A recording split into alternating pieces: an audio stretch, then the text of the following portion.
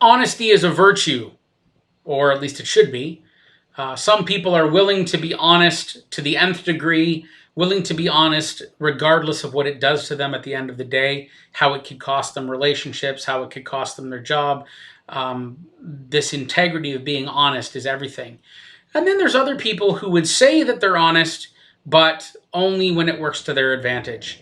The first moment that they need to tell a lie in order to save their bacon, as it were, to save their skin, they'll do that. Today, I want to talk a little bit about this idea of honesty. If we remember in the Old Testament that one of the 10 Commandments, the original law God gave to his people was, do not lie. And here, today, I want to read a story from the book of Acts, which is about the early church. And one of the stories of the fledgling early church is a story about a woman named Sapphira and her husband Ananias. I'm going to read the story for you right now. It's from Acts chapter 5, starting at verse 1. It says this: But a man named Ananias and his wife Sapphira sold a piece of property, and with his wife's knowledge, he kept back for himself some of the proceeds and brought only part of it and laid it at the apostles' feet. But Peter said to Ananias, Why has Satan filled your heart to lie to the Holy Spirit and to keep back for yourself part of the proceeds of the land? While it remained unsold, did it not remain your own? And after it was sold, was it not at your disposal? Why is it that you have contrived this deed in your heart? You have not lied to man, but to God. When Ananias heard these words, he fell down and breathed his last, and great fear came upon all who heard of it. The young man rose and wrapped him up and carried him out and buried him. After an interval of about 3 hours, his wife came in, not knowing what had happened. And Peter said to her, Tell me whether you sold this land for so much. And she said, Yes, for so much. But Peter said to her, How is it that you have agreed together to test the Spirit of the Lord? Behold, the feet of those who have buried your husband are at the door, and they will carry you out. Immediately she fell down dead at his feet and breathed her last. When the young men came in and they found her dead, they carried her out and buried her beside her husband, and great fear came upon the whole church and upon all who heard of these things. You know, I'm very thankful that today, when we tell a lie, God doesn't strike us dead. And sometimes I've wondered about why it is in this particular story God acted in that way. And I think the only answer that seems logical to me at this particular time is that God was trying to set a precedent in the early church. Don't lie. Don't lie to me. Don't lie to others. And yet here we have a very story of Ananias and Sapphira who tried to lie to the church, and in doing so also lied to God. And from God's perspective, it wasn't that they had lied to man at all, but it was that they had lied to him. So Ananias and Sapphira had this piece of land, and they sold it. And the idea was, what was happening in the early church at this point is that they were living in such communion with one another that if somebody was in need, people would take excess that they had and they would sell it, or they would give it to the church. And Ananias and Sapphira had this piece of land that they were willing to sell and give the proceeds to the church. Or should I say at least some of the proceeds. You see, what happened here is that they sold the land. Let's say we'll make up a figure. They sold it for $25,000. But then they came and laid at the feet of the apostles only $20,000 and said that was the entire price. Now you look at it and go, why is that a big deal? I mean, the fact of the matter is, it was their land. They could sell it for whatever they want and give whatever they wanted to the church. The issue was not that they didn't give it all to the church. The issue was that they tried to make themselves look better by saying that this was the total amount. They were looking like they were extremely generous when they'd actually kept a bit back for themselves, which again, there's nothing wrong with keeping some of it back. But it was the way that they played it. It was dishonest.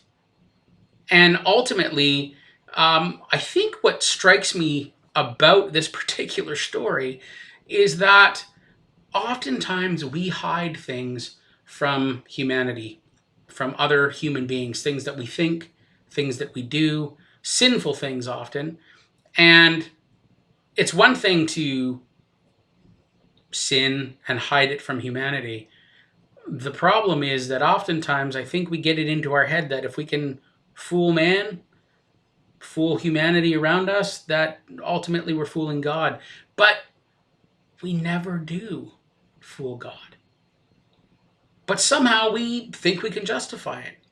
As I read this, I got thinking about things in my own life that perhaps I have hidden or not been honest about with humanity. And also, as an extension of that, I think I've actually hidden them from God. And so when I was thinking about this, it was funny. God kind of struck me at that moment and said, well, Jeremy, you've tried to hide this from humanity, but you didn't fool me. I knew that you did that or that you thought that.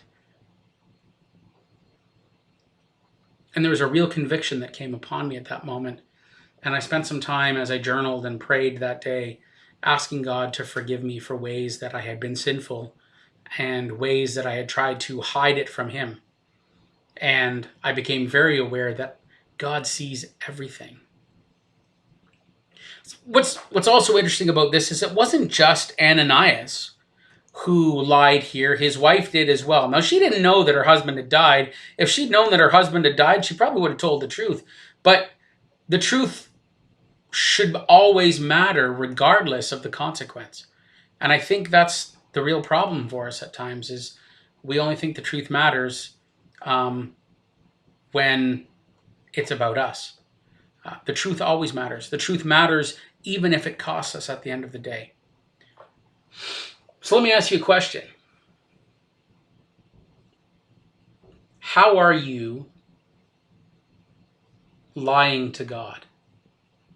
What things have you covered up in front of humanity, other people around you, and by extension, you feel like you have hidden from God as well? Again, as I said earlier, I'm glad that God doesn't strike us dead when we lie to Him today. But the problem is when there are lies in our heart towards God, it puts a barrier between us and God. We don't hear God as well, and we don't sense His love and His presence the same way. There's ultimately this great big pink elephant in the room that we don't want to talk about, that God knows is there, and nothing's being done about it.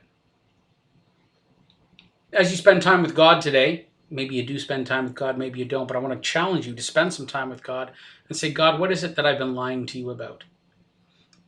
Bring the darkness into the light. Let it be exposed by the light of God. He is not going to strike you down. He is not going to lay some huge guilt trip on you or something like that. But when you bring it to Him and you confess it, He will forgive you. And that barrier between Him and yourself will disappear. Are you honest? How honest? Be honest with God about everything.